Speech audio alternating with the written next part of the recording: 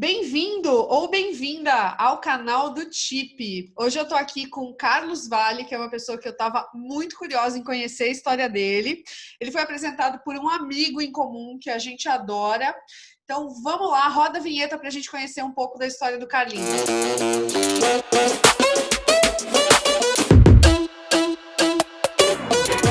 Carlinhos, a gente foi apresentado por um amigo tão querido em comum, né? Que, cara, é difícil até entender como a gente não tinha se falado, né? Porque eu acho que a gente vive falando, né, entre si, né? E a gente não tinha se encontrado ainda.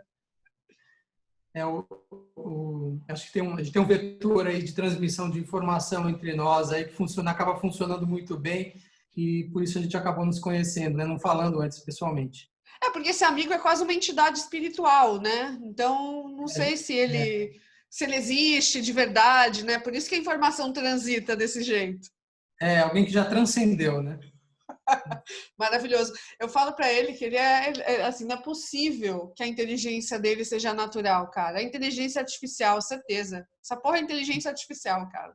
Mas, Ele é um Carlinhos, caso raro que utiliza 100% da capacidade cerebral, né? Total, não, total.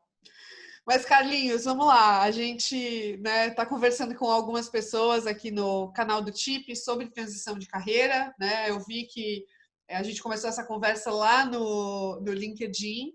E eu sempre começo perguntando para as pessoas, quando elas saíram da escola, né, elas saíram do ensino médio, básico, colegial, assim, por onde começou a carreira delas, né? Como é que começou a tua carreira? Então, na verdade, eu estava programado para ser engenheiro florestal, na verdade. Os meus amigos, eles eram... Porque eu sou do interior de São Paulo, e os meus amigos foram todos, são um pouco mais velhos, foram todos estudar agronomia, engenharia florestal, esse tipo de coisa. E eu estava me preparando para ir também. Mas, como eu ficava muito em casa e fazia nada, minha mãe me matriculou num curso de desenho, né? Eu fiquei um bom tempo, eu fiquei durante todo o segundo grau estudando desenho também. E aí o meu professor, ele falou assim, pô, mas você vai fazer engenharia florestal, você vai ficar cortando eucalipto pro resto da vida e tal, não sei o quê. Ele falou, não, vai fazer publicidade. Aí eu fiquei com aquilo, né? Então fecha essa janela aí um pouco, deixa de lado essa informação. E aí no ano seguinte eu fui servir o exército, né? Passei um ano no exército, servi no exército e aí a gente tinha alguma flexibilidade na agenda, né? Vamos dizer assim, quando a gente tinha alguma atividade civil, por exemplo, prestar vestibular. Prestava vestibular, uma dispensa da escala de serviço e mais uns dias aí livres para poder fazer as provas. E eu lembro que eu fui ali tentar, né, uma malandragem ali com o sargento, falei, não, vou prestar vestibular e tal, então eu queria pedir dispensa. Ele falou, legal, o que você vai prestar? Né? Aí me voltou nessa coisa da publicidade, e aí eu falei que ia prestar publicidade, ele falou, que legal, eu também, né? E ele tinha o mesmo nome, a gente é xará, a gente tinha o mesmo nome. Ele falou, inclusive, eu também vou prestar e a gente tem o mesmo nome, né? Então, provavelmente a gente vai fazer na mesma sala a prova. E era o último dia de inscrição, aí não teve jeito, eu tive que fazer a matrícula para o vestibular. Fiz a prova, fiz o vestibular, passei até bem, e fiz a prova na mesma sala que ele. E aí a gente estudou na mesma sala, passamos 4 anos juntos na universidade, fizemos trabalhos juntos o tempo todo. Foi uma experiência bem legal. Então, foi assim que eu comecei na profissão, meio sem querer, mas foi sempre muito gostoso, assim, muito prazeroso. Acho que uma profissão incrível. Sustentou a narrativa e se deu muito bem, né? Na prática, foi isso. Foi legal, sim. Assim, o que eu acho que agora, né, 30 anos depois dessa história, olhando para trás, assim, eu acho que a gente tem um monte de coisas legais que a gente pode fazer que a gente se adequa. Acho que assim, é questão de realmente assim, um pouco de paixão por aquilo, de vontade de fazer um pouco mais daquilo e tal, de estar fazendo. Isso dá certo. Mas eu podia fazer um monte de outras coisas que eu acho que eu ia gostar do mesmo jeito. Né? Então, não acho que é uma coisa assim tão dramática, assim, tão a gente nasce para aquilo. No meu caso, não foi. Acredito que não tem assim. Você, assim, tem aquele papo de fazer o que ama e tem aquele papo de amar o que faz, né? E eu também sou das que acredita que dá para você se apaixonar pelo desafio que está na tua frente agora, né? Pois é, eu acho que dá, assim, acho que o mundo é tão incrível de possibilidades. A gente fala que hoje os executivos estão mudando, até em posição de CEO, estão mudando de profissão para ganhar absurdamente menos, assim, para ter uma segunda profissão. Os nossos pais tinham uma profissão só, a gente já pode ter duas, e falam que a geração seguinte pode ter até 5 profissões, né? Então, por que não aproveitar essa possibilidade, né?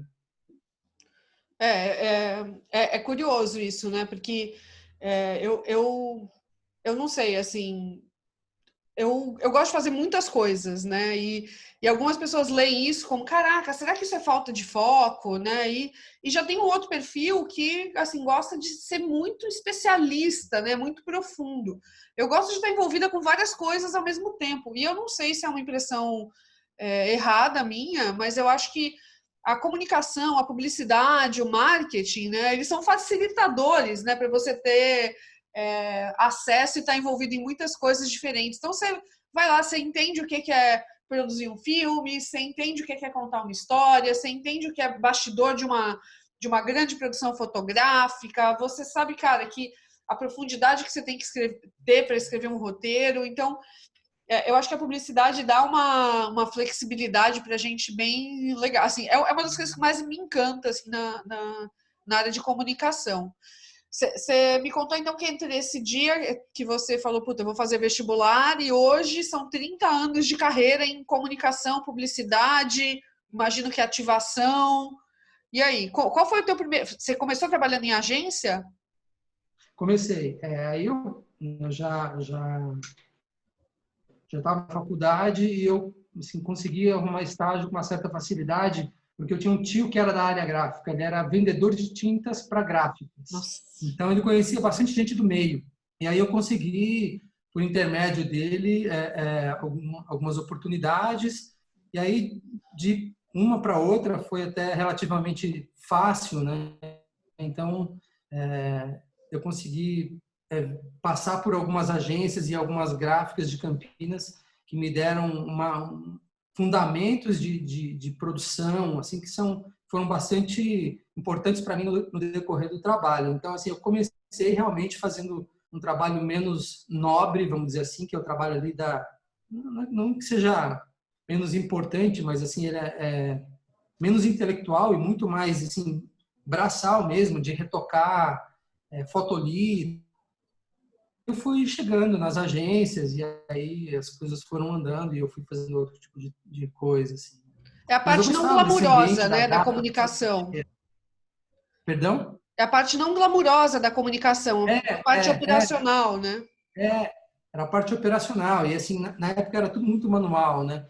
Então, recorrer texto, né? Então, eram laudas de texto que você tinha que cortar, às vezes, com estilete, colar papelzinho, linha por linha, no material de comunicação. Então, acho que isso traz uma certa ligação com a profissão que envolve outras coisas. Sentir o cheiro das tintas, o cheiro sabe, da cola ali, até da cola de benzina, né, que até o pessoal falava muito disso, mas do guache, né, e de lavar os pincéis, então tinha aquela rotina toda. Isso era muito gostoso, assim, e eu acho que isso faz faz um imprint na alma da gente, assim, liga a gente tão profundamente com a profissão que é difícil largar. Acho que isso gera sabe, ajuda a construir a paixão, né? Toda essa experiência, essa vivência, esses rituais. É uma arte, né? Um momento que assim os profissionais que estão entrando hoje no mercado de comunicação, né? Por mais que a gente viva uma fase onde as barreiras de entrada sejam muito menores, né? O que eu acho particularmente legal, porque você permite mais acesso e mais pessoas, né? Trabalhando com comunicação. Mas é uma coisa que poucas pessoas vão ter essa experiência que você teve, né? Assim, é um privilégio de entender como esses mundos tão distintos, né, conversam, né? Hoje até né, pela barreira de entrada ser muito mais baixa, né, e as pessoas conseguirem ir, o que é super democrático, e eu acho bom que seja assim, é ótimo que seja assim. Mas, ao mesmo tempo, cobra das pessoas assim, ter que ter um desempenho intelectual muito rápido, né? E às vezes eu acho que isso custa muito para as pessoas, assim, né? Porque você não tem atrás de quem se esconder um pouco até que você possa se desenvolver e se sentir confiante para dar passos maiores. Então, acho que é um processo, apesar de ser mais fácil e democrático, ele é um pouco mais doloroso. Perfeito. Então, né? Tudo tem um lado bom, um lado ruim, enfim, né? Acho que é como é. Porque parece que todo mundo é muito especialista em muitas coisas, né? E no fim das contas não é tão assim, né? Essa É, é uma falácia, né? Assim, é um mercado que talvez não tenha nem dado tempo de você virar um mega especialista em determinadas coisas, né? De tão novas que elas são, algumas, né? Tem algumas coisas que já estão aí há muito tempo. pois é, eu acho que assim, apesar da gente ter essa possibilidade, né, de desenvolver a nossa personalidade do jeito que a gente acha que mais convém, isso também é incrível, mas a gente está basicamente sentado com uma tela e isso nos torna muito iguais, né? Então, certas sutilezas de experiência, a gente não consegue perceber e fica, talvez, às vezes, cobrando de quem é muito mais novo, ou as pessoas se cobram, né, sozinhas, não precisa nada, nem que alguém as cobre, né? Elas se sentem cobradas por si mesmas, aí fica uma rotina difícil, porque você tem que dar conta de fazer muita coisa, de saber muita coisa, e apesar de se aprender rápido, é um processo que carrega uma certa dor, porque ele é um pouco solitário, né? Totalmente. E aí, assim, eu acho muito legal isso que você comentou de ter começado a tua carreira no mercado de interior, né? Que é um outro ecossistema, né? Que por mais que algumas pessoas já falem, ah, não, putz, o mercado de São Paulo, que é incrível, né? Eu tô falando com você aqui de Santos, né? É um mercado que te forma muito rápido, né? Pelo fato de você ter que ser muito plural, às vezes, as empresas não serem tão grandes, tão estruturadas, né? É um mercado que acaba te formando muito rápido. Você, depois de um tempo, imagino que você tenha saído de Campinas e ido se estabelecer em grandes agências em São Paulo, né? Sim, eu passei um tempo lá e depois eu vim aqui para São Paulo. Eu consegui uma oportunidade já como assistente de arte numa agência, fiquei muito pouco tempo, que era uma agência que atendia só shopping center, e que era DMC na época. Mas eu fiquei um tempo muito curto e de lá eu já fui na época era a DD, era uma agência do grupo Yang, e eu trabalhei lá com várias marcas legais, assim, grandes, marcas que eu via a propaganda dessas marcas e tal, e aquilo era tudo muito fascinante, né? Um escritório bonito, bem arrumado e tal, e era absolutamente, era o canto da sereia, era incrível aquilo, estar naquele ambiente, com uma cadeira maravilhosa, com máquinas novas, tudo super decorado e tal, foi realmente incrível. E aí a gente ia fazer uma reunião com uma pessoa ou outra, de vez em quando aparecia um grande cara do mercado, você fala, cara, eu não acredito que eu estou falando com essa pessoa. E é um choque, assim.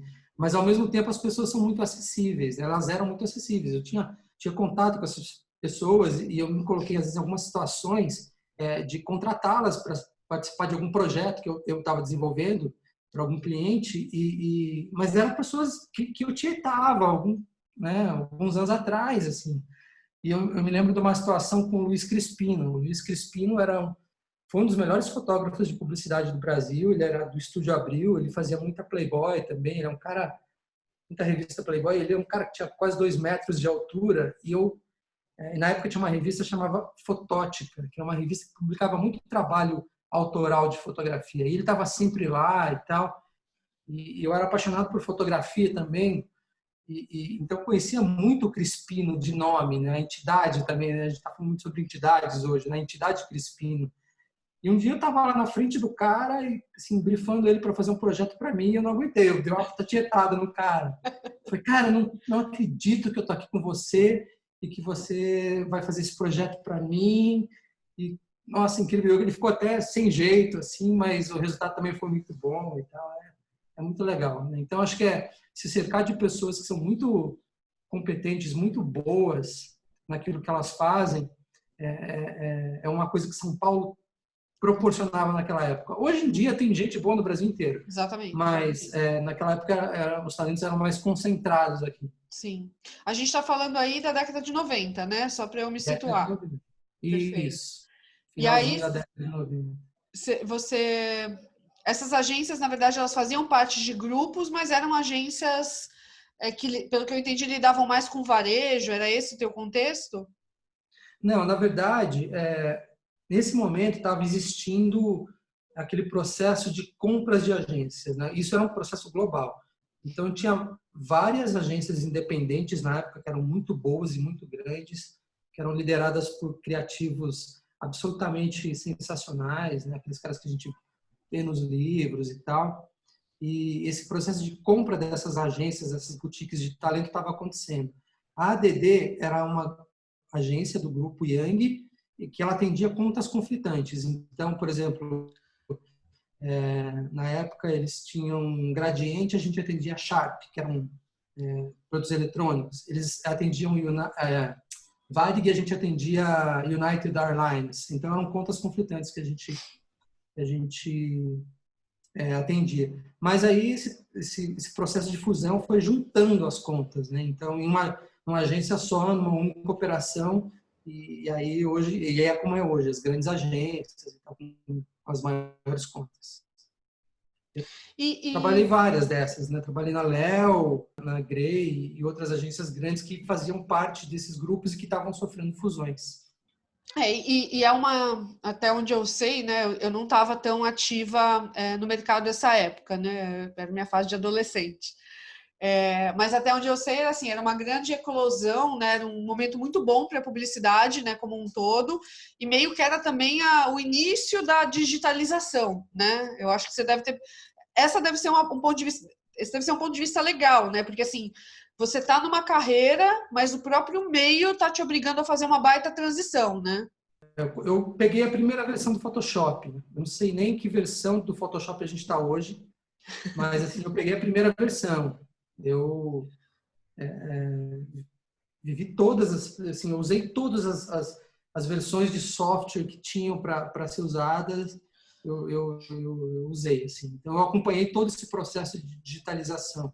E é engraçado, assim, que tem um aspecto de comportamento relacionado a isso que muitas vezes as pessoas não percebem, porque assim a digitalização ela está acontecendo em todos os níveis o tempo todo e todo mundo acha que o outro está fazendo melhor, que não sabe fazer exatamente ainda, mas está todo mundo sempre esteve todo mundo mais ou menos perdido com isso, achando que estava fazendo menos do que poderia ou que tinha alguém fazendo melhor. Então, eu acho que a gente tem que ter uma certa naturalidade para lidar com isso, porque vai mudar, assim, muda o tempo todo. Hoje está muito mais fácil, né, de aprender, assim, de pegar, se pega mais rápido, né, se tem mais informação e tal. Mas sempre foi uma luta para todo o mercado, né? Pessoas achando que não seriam capazes ou que iam perder essa corrida, mas todo mundo estava correndo mais ou menos juntos, né? Não, e a digitalização, né? Eu acho que ferramental, né? Assim, Photoshop, Corel, como imprime, como não imprime, e cor, né? Que isso era um baita BO, né? Uma coisa que era super física e simples, aí, putz, você tinha eu nem lembro, aqueles protocolos de cor que você tinha, putz, eu não peguei tanto isso, né? Assim, mas eu lembro que o pouquinho que eu peguei já era um negócio, para mim, super complexo. E, ao mesmo tempo, a internet chegando, né? Que é você entender como trabalhar com mídias completamente novas e diferentes, né?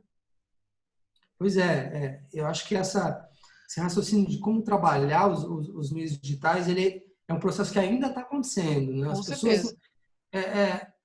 sempre tem uma novidade, uma coisa diferente para você olhar, um recurso novo, e eu desisti de tentar guardar alguma informação, porque muda tanto, né? Formato, possibilidade. Eu cheguei a trabalhar com uma conta uns 4 anos atrás, que é uma das maiores contas de promoção de vendas digital. Os caras fazem 56 campanhas digitais por ano. Cara, assim, parece que os caras sabem tudo, mas você vai ver os protocolos vão mudando, dos veículos, né, das redes sociais, muda o tempo todo. Você tem que ficar, assim, tipo, mudar é o novo, assim, assim, sempre muda, né? Então, E o comportamento, né? Porque antigamente você ritualizava, né? Cara, antigamente você ritualizava o fato de você abrir uma mídia como uma revista e você tratava os anúncios com um carinho totalmente diferente do que os anúncios e a publicidade são tratados hoje, né? Então, o comportamento é um elemento chave aí da nossa desse meio, né? E da nossa jornada, né? Como profissional de comunicação que muitas vezes a gente não lembra que ele não está sob o nosso controle, né? É verdade. Eu ouvi isso de um cliente uma vez também. Ele falou, cara, não tem problema. Ele falou, faz. Se você errar, assim, daqui 2 dias ninguém mais vai falar nisso. Não tem problema. Eu compro o teu risco. E foi uma das frases mais legais que eu ouvi, assim, durante a minha carreira. É um cliente bem especial, né? Geralmente não é assim que funciona o barco, né? Mas uma baita visão, né? Assim, uma baita visão mesmo. E aí, assim, você passou por esse processo, pelo que eu entendi, relativamente tranquilo de digitalização. E aí tem uma coisa na publicidade que são as posições, né? Que você falou que começou como assistente de arte, depois você vira, sei lá, um designer, um diretor de arte, depois você vira um diretor de criação. Conta aí a tua jornada e como é que foram essas transições, assim, quais foram os momentos de virada? Tá, vamos lá. Eu acho que tem um princípio, né, do Gilbert que fala que você é promovido até o ponto da tua carreira onde você possa fazer mais estragos, né? Mas, enfim, comigo foi assim. Eu tô há bastante tempo já como diretor de criação, mas a minha transição ela sempre foi em cima de alguma coisa que deu errado em algum momento, assim, sabe? Ou de um problema grande para ser resolvido, né? E aí eu estava ali. É mais ou menos essa sensação que eu tenho. Eu saí de assistente de arte para diretor de arte quando teve uma crise já há muito tempo, né? Atrás não lembro nem o ano, 90 e alguma coisa e tal. E aí o diretor de criação saiu da agência e aí eu estava ali, falei assim, quer fazer? Quer tentar? Eu falei assim, quero, tá. Aí virei diretor de arte, né? Aí fui promovido compulsoriamente na ausência de um chefe. E aí fiquei um tempo como diretor de arte, vim para São Paulo e eu estava numa agência já na Grey na época e eu gostava muito de fazer tudo, né? E eu não tinha problema com trabalho nenhum, assim, para mim fazer folheto, fazer filme de TV, anúncio de revista, anúncio de jornal, internet, qualquer coisa era a mesma coisa, assim. Eu não conseguia perceber uma diferença entre um tipo de trabalho e outro. E o cliente sentiu isso, né? Sentiu essa disponibilidade num mercado onde estava mudando, né? As coisas estavam mudando, as regras estavam mudando. E por conta dessa disponibilidade, ele, né, por ninguém mais querer fazer, né? E aí está o problema, falou, não, eu quero que o Carlos faça. E aí eu virei diretor de criação. E aí foi indo, de agência para agência e tal. Né? Continuei me mantendo nesse caminho. E quem não sabe o que um diretor de criação faz, conta aí o que um diretor de criação fazia naquela época e o que um diretor de criação faz hoje. Tá, bom. Eu acho que a diferença, ela carrega uma sutileza aí, que é uma sutileza que o tempo trouxe, que não é uma diferença da profissão em si, né, ou da função. A função não mudou tanto com relação ao que você tem que entregar. Na verdade, assim, a gente fazia uma supervisão de qualidade e a gente cumpria a tarefa de garantir que os outros, né, as outras pessoas da equipe tivessem a qualidade de entrega que fez você virar diretor de criação. Você virou diretor de criação porque alguém gostava do jeito que você fazia as coisas. Então, a sua obrigação é fazer com que os outros façam com essa mesma qualidade percebida, vamos dizer assim. Então, era um trabalho que tinha muito mais foco em olhar e olhar para o trabalho, dar formação para as pessoas do que qualquer outra coisa. Eu acho que com o tempo essa função ela foi se transformando. Tem um aspecto hoje da profissão que é relacional que ele não existia no passado.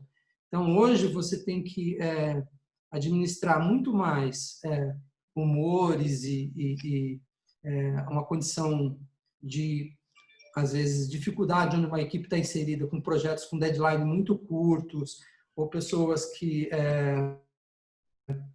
estão sofrendo de um grau de estresse muito grande da profissão ou da agência que antigamente não existia, né? Então, acho que um bom diretor de criação hoje, além dele ter uma boa visão com relação ao trabalho, ele tem que ser um cara que cuida muito bem das pessoas.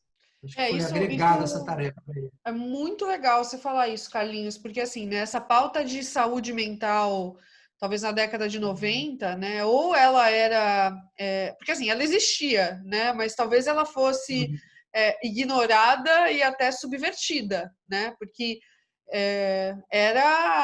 assim, eu peguei um pouco essa fase do mercado, né, que era legal você mostrar que você era hard worker, trabalhava a qualquer custo e pizza na agência, uhul, e vira a noite é normal, né? Assim, era.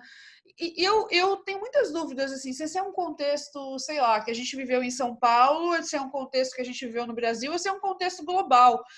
Mas até onde eu sei, isso era muito normalizado aqui e não era tão, assim, aceito, né? Sei lá, em países de primeiro mundo, não sei, né? Assim, eu acho que Então, isso ficou muito para trás, né? eu acho que a gente tem que investigar esse tipo de coisa de uma forma pragmática, porque tudo, na verdade, tem uma razão de ter acontecido. E eu fui fazer essa pesquisa, eu conversei muito com a galera das antigas na época, porque eu tive acesso a essas pessoas. Então, o que acontecia é o seguinte, você não tinha uma faculdade de publicidade, você não tinha uma formação que jogava gente no mercado como você tem hoje. Então, quem que ia trabalhar em criação publicitária? Eram artistas plásticos e escritores. Só que assim, um cara que é escritor, ele não quer ser redator publicitário. Ele quer escrever o livro dele, enfim, tem a obra dele. O outro cara quer pintar os quadros dele, quer ser escultor, alguma coisa do tipo.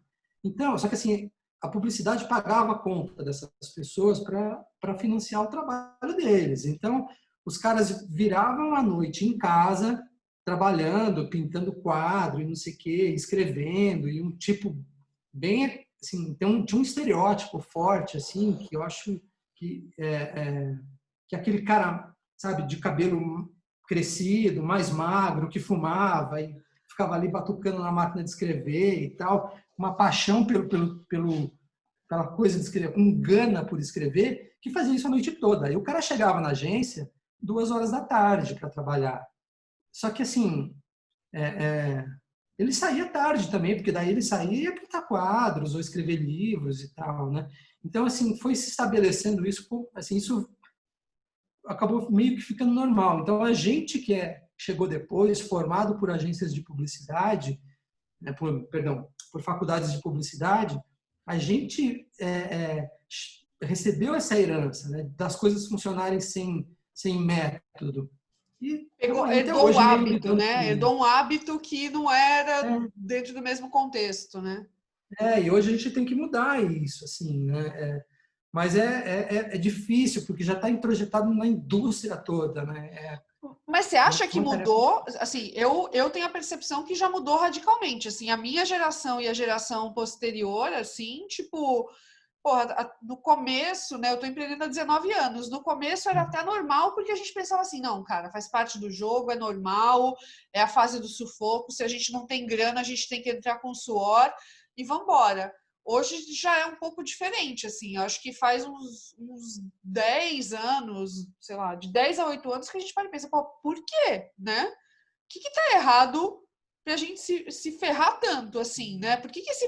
Não é normal, ninguém trabalha 16 horas seguidas, né? Assim, se perguntar os porquês, né? Assim, e os porquês que a gente está dando hábitos e falando coisas que de repente não façam tão sentido para o nosso estilo de vida, né? Eu tenho essa leitura. Eu super concordo com você. Eu acho que isso foi um dos grandes motivadores, assim, assim, do meu desejo de mudança, assim, de guinada de carreira, porque realmente, assim, no mundo como ele é hoje, não faz mais sentido, né? A gente tem esse tipo de comportamento, a não ser que por uma condição muito pessoal você queira fazer isso, mas não é assim, não é uma regra no mercado. A gente vê as pessoas sufocando com esse tipo de situação, né? Eu tô pensativa aqui, né? Assim, de entender o que veio antes, né? Assim, essa discussão sobre saúde mental ou se foi o mercado que ferrou a saúde mental da galera e agora a gente está tendo um monte de gente levantando a mão e falando não sei se é por aí. Até porque esse movimento que você falou dos escritores, dos artistas, né, me parece que é um movimento cíclico, né? Porque tem muita gente abrindo mão de trabalhar com comunicação e publicidade, né, para ir para áreas culturais, né, para ir para áreas, sei lá, de produção literária, de produção audiovisual e etc., porque a publicidade meio que deixou, né, perdeu o sentido para essas pessoas. Eu não sei, eu tenho uma pergunta para fazer para você, que é assim: você acha que publicidade cada vez mais vai ser uma profissão de pessoas muito jovens? Putz, é uma ótima pergunta. Eu acredito que não. Tá. Assim, o que eu tenho discutido com outros diretores de criação é que o ecossistema está tão sofisticado, né, que ele acomoda diferentes tipos de pessoas, assim, com diferentes tipos de entrega. Eu acredito que as grandes agências elas não vão conseguir manter gente que consegue ter progressão na carreira. Então, se você consegue ficar muito bom, a agência não consegue mais bancar você.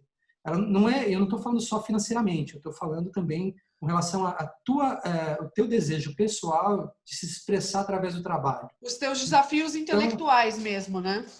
pois é. Você fica limitado em uma coisa que é um escopo de entrega da empresa onde você presta serviço. Você não consegue se expressar porque você está amarrado em metodologias e algumas coisas e tal. Isso é muito bom para quem está começando, mas assim é muito ruim para quem quer poder ser um pouco mais autoral, né? Então eu acredito muito que talentos mais velhos ou talentos que não sejam tão mais velhos, mas que queiram ser autorais mais rapidamente, eles tendem a sair muito rápido das agências. Né? Não, é por isso que é daí que está a minha pergunta. Não é porque não tem espaço para essa galera, que me parece que essa galera não quer mais, né? Assim, não, Não quer cansei. mais, Eu não quero quer fazer outra mais. coisa, né? E aí Não abre-se quer espaço para a galera mais. que é mais jovem, ainda que está naquela coisa de achar que comer pizza na agência é legal e que talvez seja legal por um curto período de tempo, né? Para essas pessoas. É. Acho que por hora é uma grande aventura, assim. Uma coisa que se falava muito antigamente era a coisa do tipo a DM9. A DM9 era a grande ponto de referência assim para o mercado, né, em muitos aspectos. E lá era essa coisa de virar noite todo dia, né? Assim eu não gostava. Assim, eu tenho um estilo de vida muito outdoor. Eu gosto de estar na natureza, de subir montanha, de mochila, de andar de bicicleta e tal. Como eu tinha essa característica, eu sofria um pouco com essa coisa de ter que ficar trabalhando até mais tarde e sofria por me sentir diferente das pessoas. Aí assim, o raciocínio que eu acabei chegando, assim, é que na época para mim a DM9 era como se fosse a legião estrangeira. Então você vai para aquilo, é uma grande aventura, é muito sacrificioso, né? Muito difícil você viver e superar aquilo, mas aquilo te dá um badge, né, de resistência, Sim. de capacidade, que era interessante. Então, era um trade-off. Né? Você vai lá, se mata de trabalhar, vira noites, engorda, eventualmente desenvolve um vício, tem um nível, não, tem um burnout, mas você tem um badge por isso. Você viveu e superou isso. Uhum. Então, assim, pô, é uma escolha que cada um pode fazer se quiser. Né? Eu optei por não fazer. Assim, eu, na época, já tinha filhos e eu não queria isso. Né? Eu gostava do meu lifestyle de esporte, de sol. Né? E uma das coisas de trabalhar em casa hoje que eu mais gosto é poder trabalhar na varanda. Né? Minha varanda é fechada, então eu fico mais exposto ao sol o dia todo. Isso para mim é fundamental, assim, é muito bom. Porque às vezes a gente É. vai seguir pelo que o mercado fala que é bom. Né? Isso é um ponto bem legal que você coloca, né? Assim, eu acho que em até determinado momento de carreira, né, você vai ali como, quase como se fosse um líquido, né, pelos caminhos, né, que estão delimitados. Chega um determinado momento, você não é mais líquido, né? Você fala assim, ó, ou eu sou sólido ou eu sou gasoso, né? Assim, é uma metáfora maravilhosa. Então eu vou para cá, né, que de repente é se dissipar e sair da indústria, ou não. Eu sou esse bloco aqui, esse é o meu formato e eu vou decidir qual é o meu próximo rumo, né? Você tem alguma alguma experiência ou algum momento assim que você olhou e você falou, cara, eu não sei se agência, essa vibe de agência, se essa rotina é o que eu quero mais. Eu não sei se esse é o seu momento agora ou se você já teve alguns desses momentos aí ao longo da tua jornada. Eu já tive, sim. Eu acho que a gente, às vezes, tem que dar os devidos créditos, né? Quando eu trabalhei na Léo Burnet, a gente corria uma pesquisa global todo ano lá para saber o clima. Então, a Léo Brasil, ela tinha o melhor clima de trabalho de todas as Léos, de todos os escritórios da Léo no mundo. Eram 70 e poucos escritórios na época, não sei quanto está hoje. Então, era o melhor clima para se trabalhar de todas as Léos do mundo, era da Léo do Brasil. E tinha uma outra pesquisa que se fazia aqui no Brasil, eu não lembro exato, acho que é o Grupo Consultores, eu não me lembro mais quem é que fazia essa pesquisa, que também verificava qual das agências do mercado era mais legal de trabalhar em função de vários fatores. E também a Léo sempre ganhava essa pesquisa. Então, eu posso dizer com alguma segurança que eu trabalhei na agência mais legal de se trabalhar em São Paulo, que era a Léo. E era realmente uma agência incrível. E a gente tinha exemplos, assim, vivia situações de humanidade lá dentro que eram absolutamente incríveis. Que iam desde o que é muito básico, que é um respeito pelo profissional que está trabalhando ali do teu lado, até coisas que a agência ativamente não precisava fazer e fazia. Então, eu acho que isso também estabelece um padrão que é difícil do mercado seguir. E eu trabalhei lá por 8 anos, né? Quando eu saí, para mim foi um choque, porque assim, nem todos os lugares tinham a condição, não tinham esse clima. E aí eu comecei, foi um momento que eu falei, cara, eu acho que deu, porque eu estava na Léo, porque eu já tinha um desejo de fazer alguma coisa diferente dentro de mim. Assim, era difícil largar aquilo, porque aquilo era muito agradável, né? Eu não estou nem falando de grana, estou falando de ambiente, de gente, assim, da construção do trabalho que era feito e como era feita. Eu acho que as coisas andavam muito par e passo ali, né? De entrega de trabalho com respeito e qualidade de vida, essas coisas todas. Então, depois da Léo, assim, eu falei assim, pô, eu falei assim, cara, para onde eu vou agora? Não tem outra Léo no mercado, né? E aí eu, assim, fui de agência em agência, já com esse sentimento, tentando fazer essa construção. Fui estudar, tinha, né, essa coisa do digital que todo mundo achava que não sabia fazer direito. Então, eu fui fazer uma especialização em design de aplicativos e UX, UI e tal, para mergulhar mesmo e profundamente nesses recursos de tecnologia, e fui estudar empreendedorismo, startups e, enfim, esse universo todo de empreendedorismo, esse ecossistema, e descobri um monte de coisas incríveis. Isso foi me dando ferramenta para poder fazer escolha. Mas antes disso, eu acho que eu não tinha como fazer uma escolha. Porque eu estava num lugar que era confortável e bom, não era ruim, assim, não era que era, não me sentia preso, né? Eu me sentia bem ali, né? Preso de forma nenhuma. Mas quando eu saí, eu vi que o mercado não era mais assim, não tinha mais condição de ser. Fui estudar e eu comecei com os estudos, assim, me sentindo muito empoderado para fazer escolhas. E aí eu passei um tempo ainda, assim, meio tipo, achando que não era a hora, e aí chegou uma hora que foi. E hoje, eu queria te fazer duas perguntas que eu acho que são importantes para quem está assistindo, né? Primeiro, assim, quem está assistindo e está trabalhando com publicidade, está buscando aí ascender na carreira, como diretor de criação, que tipo de profissional você sempre buscou? Assim, que características comportamentais e técnicas você ia atrás para montar um time? Tá. Tem um ex-chefe meu, ele falava uma frase que eu acho que vale até hoje, assim, a gente tem que ver o criador e criatura. Então, assim, a criatura é o trabalho do cara, né? Então, para determinadas faixas de salário, tem expectativas que a gente tem com relação à entrega que a pessoa faz. Então, uma pessoa que é júnior, a gente não tem a expectativa que ela faça uma entrega de sênior, de forma nenhuma. Mas a gente consegue comparar essa banda de júniores, né, e ver quem tem mais potencial. Aí para sênior e para plenos e para sêniores a mesma coisa. Então, acho que isso é a criatura. E outra coisa é o criador, que é o aspecto humano que vem junto ali, do qual não é possível separar o trabalho. Né? Então, pô, quanto de satisfação de relacionamento aquela pessoa consegue oferecer para o time, né? Para que haja uma troca. Né? Então, poxa, às vezes a pessoa ela não é uma pessoa muito talentosa, e eu já vi muita gente assim, muito talentosa, um trabalho absolutamente incrível, mas é uma pessoa muito difícil. Eu acho que é obrigação da gente a gente conseguir acomodar pessoas que são difíceis também dentro das equipes, possam, né, ter uma convivência ali. Mas tem um ponto limite onde se você se essa porcentagem ela começa a ficar muito alta, o conflito já deixa de ensinar as pessoas, elas passam a lutar entre si, né? Então acho que é preciso olhar um pouco desse aspecto de comportamento também. Então E era meio... o que eu Pode falar, pode falar.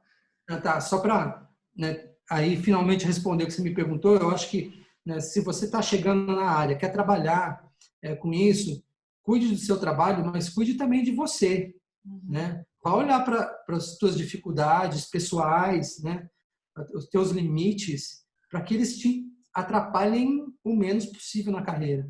Eu hoje olhando para trás, se eu tivesse trabalhado alguns aspectos pessoais meus, eu sei que eu poderia ter tido mais escolhas que eu não tive por conta de não ter investido nisso. Então, eu sugiro fortemente que as pessoas andem assim, melhorando as suas qualificações técnicas, mas também as suas qualificações humanas ali, né? Se trabalhando, sei lá, terapia, e cada um tem o seu caminho. Esse é um ponto que eu ia comentar, né? Porque assim, essa coisa de ser o publicitário escroto, né, era meio normalizado também, né, na década de 90, né? Assim, era até as pessoas até achavam legal, assim, né? Tinha, eu não sei, eu acho que a publicidade começou com coisas tão esquisitas e erradas, né? Tipo fazendo anúncios na década nos Estados Unidos na década de 60, dizendo que era bom, cigarro era bom porque os médicos fumavam, né? Então, para você colocar isso para fora, né? Assim, a ética talvez não tivesse ali tão presente, né? E foi uma coisa que foi migrando mais, talvez, para o universo com ética, né? Acho que até o que a gente está vivendo agora, né? De movimentos de, cara, putz, precisamos ter. Imagina, não ter mulheres na criação, né? Assim, era algo absolutamente normal. Agora já passa a se questionar e fazer movimentos para puxar, né?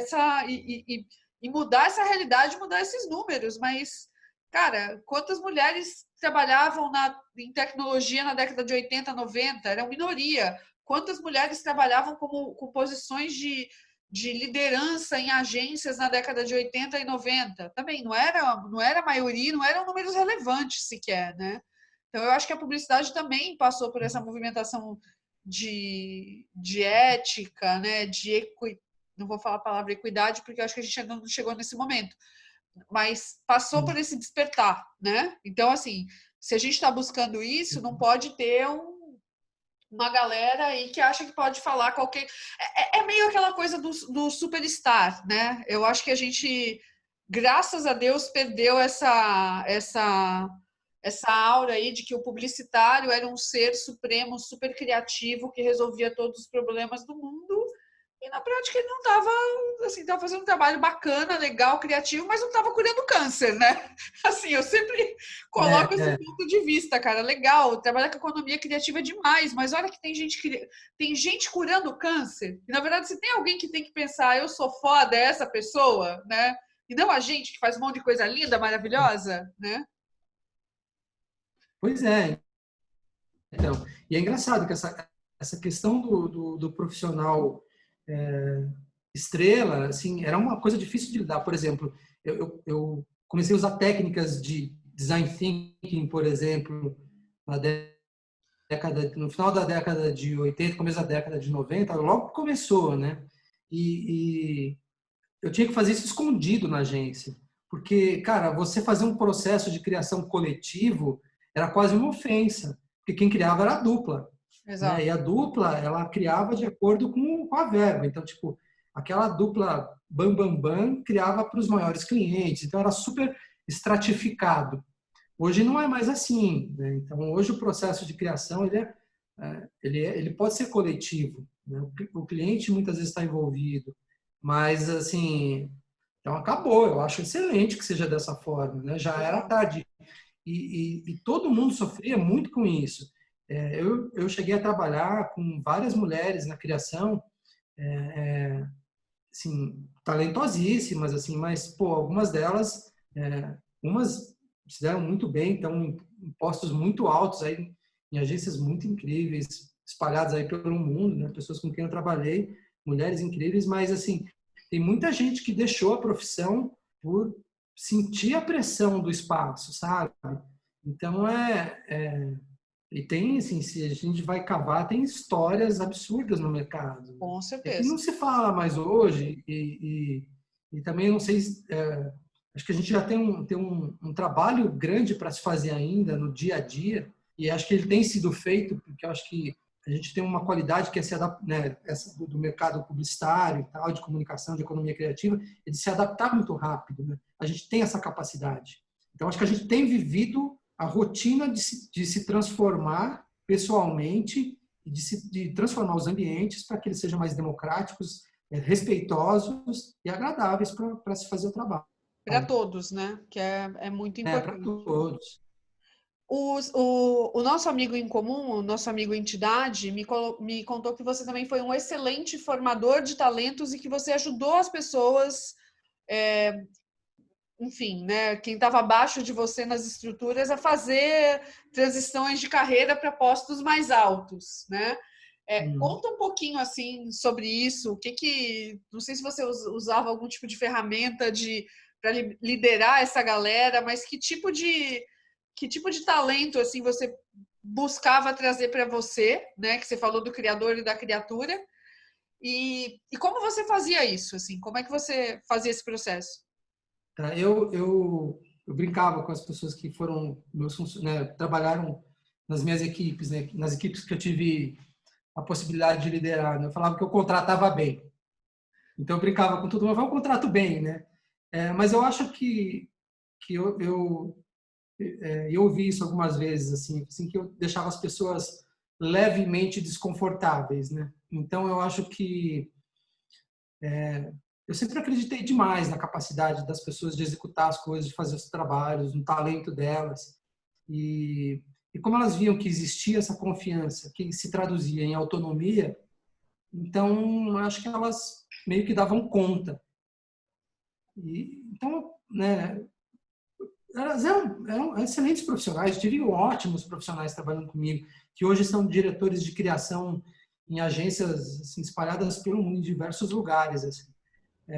E eu tenho muito orgulho disso. Eu acho que essa é a satisfação profissional que eu acabei mais colhendo, de ver pessoas que trabalharam comigo estarem em postos muito legais.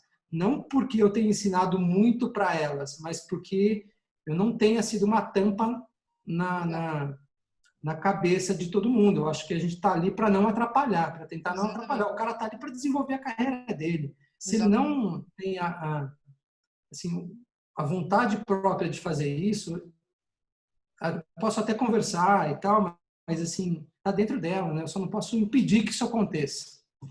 E eu até tive, né, algumas conversas com pessoas que foram bastante interessantes, né? Eu tinha uma equipe grande na época e um cara lá, ele estava deixando todo mundo na mão, assim, né? Porque ele não estava dando, cumprimento nas tarefas dele. Aí eu chamei o cara para conversar em particular e falei, cara, não tem problema você não fazer o trabalho, alguém vai fazer. Se você não fizer, alguém vai fazer. Mas assim, daqui 5, 6 anos, todo mundo que está aqui vai estar em outras agências. E serão 5 portas abertas ou 5 portas fechadas. Depende de você. Né? O trabalho que eu tenho que entregar para o cliente, eu vou entregar. Né? Então, essa escolha é sua, ela não é minha. E tem gente que respondia a esse tipo de discurso de uma forma, tinha gente que respondia de outra. porque as pessoas têm os seus momentos de despertar né, e às vezes ela está ali por uma condição que realmente não era o que ela queria, né? Como todos nós já estivemos em algum ponto onde a gente não queria estar, né? E tudo que a gente faz para mudar está valendo, mesmo que, né, que isso nos prejudique de alguma forma, mas a gente precisa provocar essa mudança. Acho que foi mais ou menos isso. Essa sensação é muito legal, né? Assim, de você não atrapalhar a carreira do outro, né? E você entender a hora que você tem que falar para o cara, vai, né? Ou vai por ali, ou vai por aqui. E essa sensação de legado, né? De você olhar e falar, cara, quem trabalhou comigo está indo muito bem, que legal isso, né? Isso eu acho que, como liderança, é um dos maiores presentes que a gente tem, né? Eu acho, pelo menos para mim, é uma sensação bem legal. Uma vez um ex-funcionário meu, encontrei um ex-funcionário meu na rua e ele falou, cara, que legal, a gente era o Barcelona, né? E foi muito bacana ter ouvido isso, porque ele não falou assim, nada diferente do que realmente era. Assim, eu era só o cara que era o técnico ali, mas eles faziam os gols, Sim. eles faziam os cruzamentos, eles faziam tudo e eles se sentiam como equipe. Então foi muito legal ter ouvido isso, né? E a gente, de verdade, naquela época a gente ganhava todas e fazia, acontecia, mas muito pelo, assim, por um cuidar das costas do outro ali, né? Um vigiar para o outro. Sim. E Carlinhos, você está hoje no momento de transição de carreira, pelo que eu entendi, é isso mesmo? Sim, eu tive, né, depois que eu saí da Léo, passei por 4 agências, fiquei mais ou menos aí em torno aí de 1 ano e meio em cada uma, e aí eu senti de verdade que era hora de mudar. Mas eu acho que essa mudança ela foi muito mais por eu não resistir mais não consegui mais resistir a ela. Foi mais forte do que eu, né? Eu falei, putz, chegou naquele ponto que eu falei, pô, nada mais importa. Grana não importa nesse momento, cargo não importa, o nome da agência ali no cartão não importa. Então, quando tudo deixou de ter importância, aí acho que foi a hora de fazer um movimento. E o que importa? Eu fiquei curiosa com essa resposta. O que importa hoje para você que levou para esse momento de transição? Eu acho que talvez tenha um pouco a ver com idade. Assim, eu estou entrando nos 50 anos, né? E eu acho que a gente fica um pouco mais para dentro, assim, e quer ver um pouco mais de tudo isso que está lá dentro da gente, assim, se expressar através do trabalho. Então, tudo que a gente faz na carreira, em agências, onde tem muita gente trabalhando, grandes equipes, fica diluído num esforço coletivo. E acho que eu quis ser um pouco mais autoral, dar um pouco mais a minha cara para o trabalho, e poder discutir com o cliente sem filtros e, enfim, sem interesses que não os meus e os da pessoa para quem eu estou trabalhando. Eu acho que foi um pouco disso, assim, sabe, dessa necessidade de realmente conseguir ter uma expressão de trabalho que reflete todo esse tempo que eu me preparei, vivi e tal. E trabalhar em equipe é uma delícia, né? Mas tem uma coisa do trabalho, assim, eu gosto de trabalhar em equipe, mas eu também tenho um prazer gigante, né? Falando um pouquinho do meu processo criativo, de passar por aquela dor de criar solo, sabe? E isso é uma coisa que falta às vezes, né? Quando você está ali, ou dentro de uma grande equipe, ou dentro de uma empresa já que tem, sei lá, mais de 30 funcionários, né? Mais de 100 funcionários, mais de 200 funcionários. O colaborativo é uma delícia, mas esse momento de reclusão também é bom, né? Assim, a gente tende a meio negar ele, né? Eu acho que o gostoso é você ter a possibilidade de estressar a experiência. Então, assim, pô, eu estressei a experiência do espírito de equipe, da construção coletiva, até onde eu pude. Uhum. Então, eu vivi isso com a maior intensidade. Eu não consigo, eu até poderia ser, sei lá, um team player melhor ou qualquer coisa do tipo, né? Mas eu fui até onde eu podia com isso. Então, acho que a gente pulsa, né? Então, tem uma hora que a gente está expandindo, outra hora que a gente se contrai, e agora, nesse momento de de olhar para dentro e buscar uma expressão de trabalho mais pessoal, eu acho que ainda não estressei isso no seu limite. Então, é isso que eu estou fazendo agora. Então você virou Então, eu acho empreendedor, é isso que eu estou entendendo. Você montou um negócio teu, é isso? isso. Eu montei uma, uma empresa, né, que eu ainda estou tentando me situar com isso, se eu sou uma consultoria, ou se eu sou um Legal. estúdio, ou se eu sou uma agência, mas a minha ideia assim, é olhar para os portfólios de produto, usar os dados de mercado, e aí estou falando de Euromonitor, Kantar e essas coisas todas, e olhar dados mais etnográficos, mais pesquisas de comportamento e neurociência e tal, disso aí extrair raciocínios estratégicos para fazer que os portfólios de produtos das empresas tenham uma sobrevida e tal. Então, está mais próximo da estratégia do produto do que da comunicação dele. Porque quando chega na comunicação, muita coisa já está resolvida. E eu queria estar presente um pouco antes. Esse nosso amigo em comum usa uma frase muito frequentemente que é: quanto mais a gente for para a nascente do rio, melhor, né? É, Eu gosto muito é, dessa frase, eu também uso muito essa frase no meu dia a é, dia, né? Que assim, a é água está mais verdade. limpinha, né? Você consegue ver talvez com mais clareza e comunicação já é o finalzão da cachoeira, né? É Uhum. legal, é bonito, é divertido, mas também chega muito lixo, né? Chega xixi na água, chega muita coisa na cachoeira, né? Tem um grau de contaminação ali, né? Às vezes chega um corpo boiando, né? Assim, né? Metaforicamente falando, mas É bem isso mesmo. É bem isso. e aí, então, você está montando esse negócio, né? Imagino que seja um desafio e tanto, né, para essa transição, porque em grandes estruturas, querendo ou não, existe um certo escudo, né? Existe uma certa blindagem, né? E quando você vira empreendedora, e também falando um pouquinho por experiência própria, cara, não tem para que reclamar, né? Assim, você olha para frente, só tem eu, acima de mim só tem eu, né? Ou eu reclamo para Deus ou vou ter que resolver o problema, né? E geralmente você tem que resolver o problema. Como é que está sendo isso para você? Assim, acho que esse é um processo que muita gente vai decidir empreender agora, né, nesse momento que a gente está vivendo. Para você, como é que tem sido isso? Assim? Então, eu estou absolutamente fascinado com esse momento. Assim, eu estou muito feliz. Porque, primeiro, eu tive uma jornada longa como funcionário, né? Muito longa. E eu aproveitei tudo que eu podia. Assim. Então, eu vivi isso muito intensamente. Agora, eu saí, assim, tipo, pré-pandemia. Então, praticamente toda a minha vida, né, meus meses como empreendedor, eles já são nesse cenário que todo mundo fala que é terrível. Mas, para mim, ele nunca existiu outro. Só existiu esse.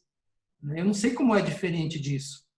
Então, talvez eu esteja, assim, eu tenha uma dificuldade maior de, como qualquer outra empresa, de fechar negócios nesse período, né, pelas razões que a gente já sabe, mas eu não sei como é diferente, eu não sei como é fácil. Então, que seja assim. Eu acho que já começo ganhando musculatura.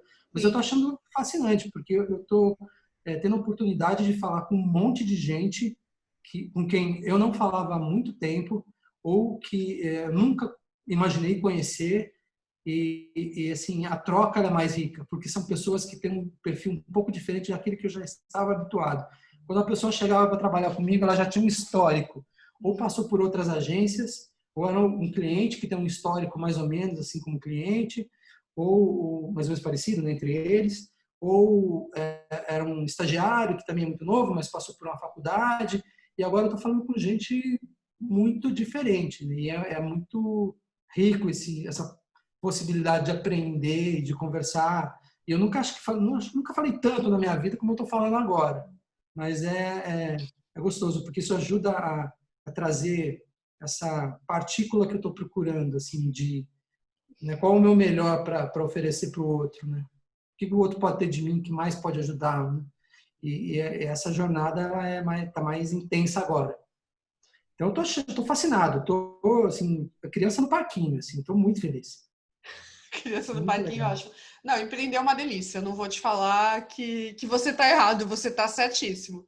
É uma jornada e tanto, e é uma baita escola, assim, né? E uma coisa que eu acho que que não é muito falada, né, em relação ao empreendedorismo, né, que além de um autodesenvolvimento gigante você tem que ter, o que você aprende com os clientes, lidando com pessoas muito diferentes, é muito legal. Assim, é uma coisa...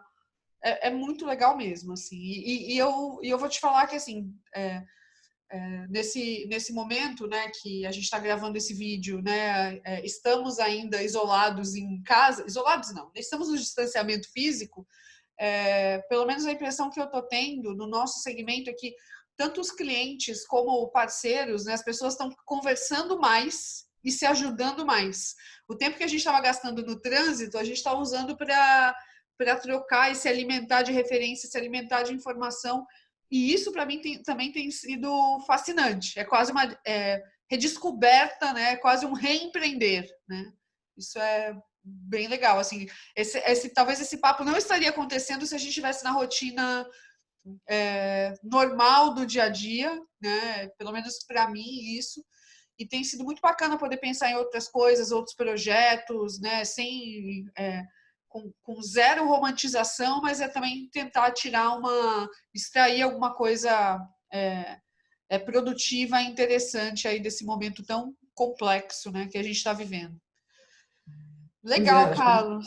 Eu gostei a gente vai muito. sair, Oi, pode falar de novo? não, acho que a gente vai sair desse processo todo mais a gente mesmo, né? Eu acho que tem. Exato. Não, exato, exato. Uma coisa que eu queria te perguntar é assim, que dicas, né, eu sei que você também está vivendo esse momento de transição, isso é muito valioso aqui para a nossa série de vídeos, mas olhando assim, alguém que ou perdeu o emprego agora, ou meio que igual você, né? Você falou que você decidiu empreender no pré-pandemia, né? Não foi por conta de uma situação, né, de crise, etc. Você realmente tomou uma decisão, né? Que dica você dá? Dá 3 dicas. A gente está fechando todos os vídeos com um resumo das dicas. O que você jogaria luz, né, para que essa pessoa que está assistindo incorporasse aí como dica prática para esse momento de transição? Tá. Eu acho que a primeira coisa é a gente conseguir encontrar um prazer, assim, sabe? Na nossa rotina, de alguma forma. Assim, eu pensei tantas, assim, eu estou vivendo momentos tão intensos, assim, tão legais, e eu tenho lido de muita gente que tem sentido mais ou menos a mesma coisa. Por exemplo, a possibilidade de estar com a minha família, assim, todos os dias aqui em casa. Talvez os meus filhos, que são adolescentes, não estejam sentindo o mesmo prazer que eu estou. Mas, assim, eu definitivamente estou. Eu tenho a oportunidade de trabalhar num lugar que tem pouca parede, né? Então, que no caso na varanda do apartamento. Então, é bom. Tudo bem, não posso sair na rua o tempo todo, mas eu tenho um pouco de acesso de sol. E são coisas absurdamente simples, mas que têm um valor imenso. Então, eu acho que se você perdeu essa rotina de trabalho, tentar encontrar, sabe, prazer nas coisas que definitivamente você já não tem, né? Que é no trabalho. Se você tinha muito prazer em estar ali dentro, pô, você tem que começar a achar algum prazer aqui fora. Eu acho que é isso que a gente tem que olhar, mas não é um prazer de satisfação só de gosto, mas de conseguir olhar o mundo e ver como as coisas também são boas, apesar de não estarem saindo dentro do teu script, né? Pô, tudo bem, saiu do meu script, mas, cara, o que tem de bom aqui para mim?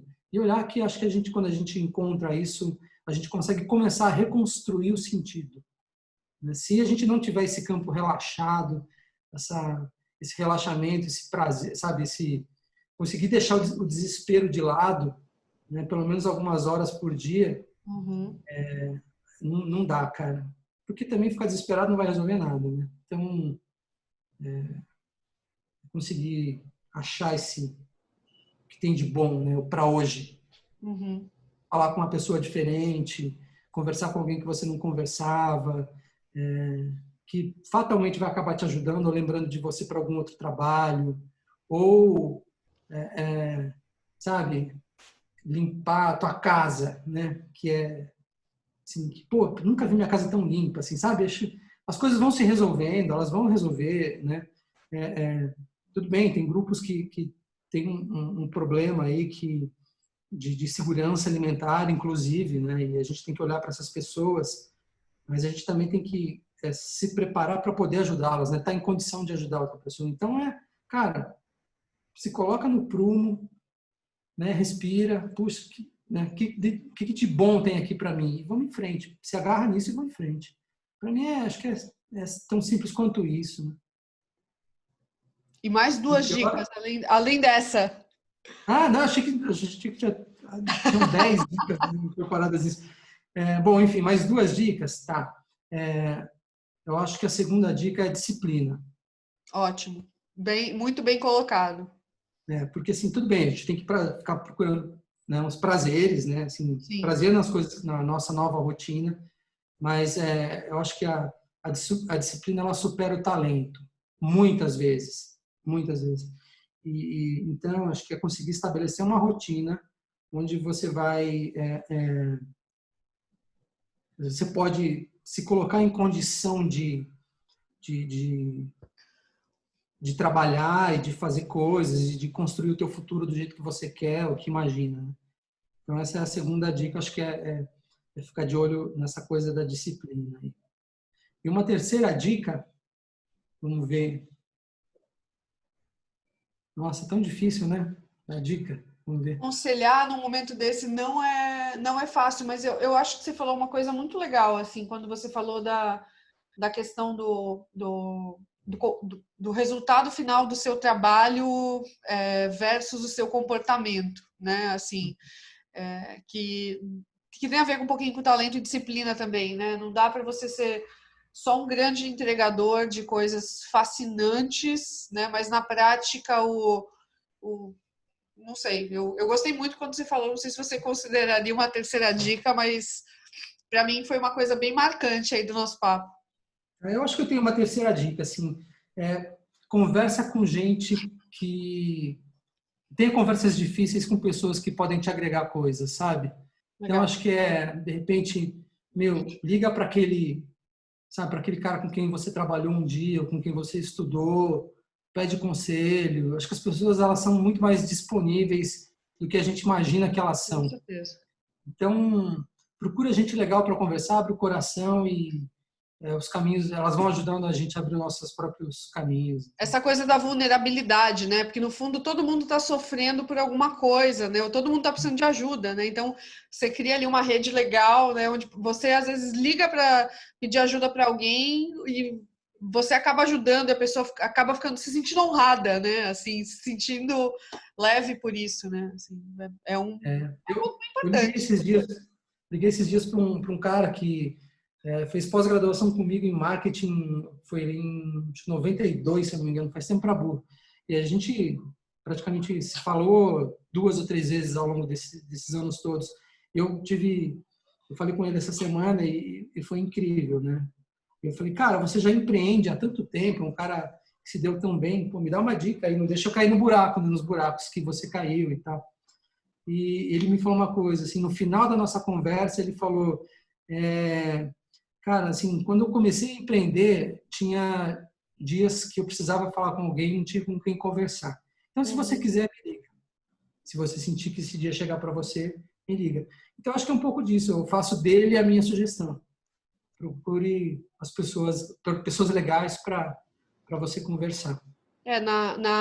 No empreendedorismo, na alta liderança, né? Assim, o ar é muito rarefeito, né? Porque, cara, assim, são grandes dilemas, né? Não são. Todo mundo encara assim como, não, pô, você é meu próprio chefe, mas tem dilemas muito sérios, né? Assim, né? A pandemia também trouxe, acho que tornou isso, né? Felizmente ou infelizmente, muito visível, mas é muito real, é um lugar, a liderança é solitária, né? Não adianta a gente achar, é deliciosa, mas é solitária, né? Então, é muito bom poder contar com outras pessoas que já caminharam aí por essas pedrinhas, né? É verdade.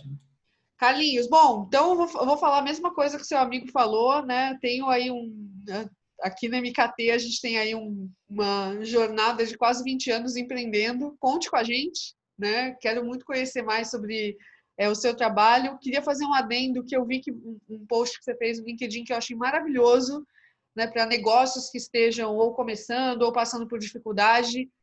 Eu vi uma atitude extremamente generosa sua, que você se voluntariou para ajudar esses negócios em termos de embalagem, de revisão de produto. Eu entendi certo? Foi isso que você fez Sim, lá? sim. Sim, Uhum. achei incrível, sensacional. Parabéns aí pela sua atitude. Eu não sei quando você que está vendo isso, né? Não sei se você está vendo no futuro, né? Daqui uns 5 anos, mas adiciona o Carlinhos lá no LinkedIn, porque se ele tiver ainda com esse projeto, quem sabe, né? Não rola uma parceria ou algo legal. Agradeço demais o seu tempo, sei aí que você tem uma história incrível. Acho que a gente teve uma aula sobre o mercado de publicidade aqui também, né? Que eu acho que foi bem legal e agradeço muito, de verdade. Não, super obrigado, assim, eu que agradeço a oportunidade, assim, é muito bom poder falar contigo, assim, a gente conversar pela primeira vez, quase que pessoalmente, né? E um papo adiado, assim, que bom que tenha sido tão bom. Então, super obrigado pela oportunidade e então aí, se alguém precisar também pode me procurar. Eu acho que quando a gente se propõe a ter esse tipo de conversa, assim, é muito difícil a gente sair sem aprender alguma coisa.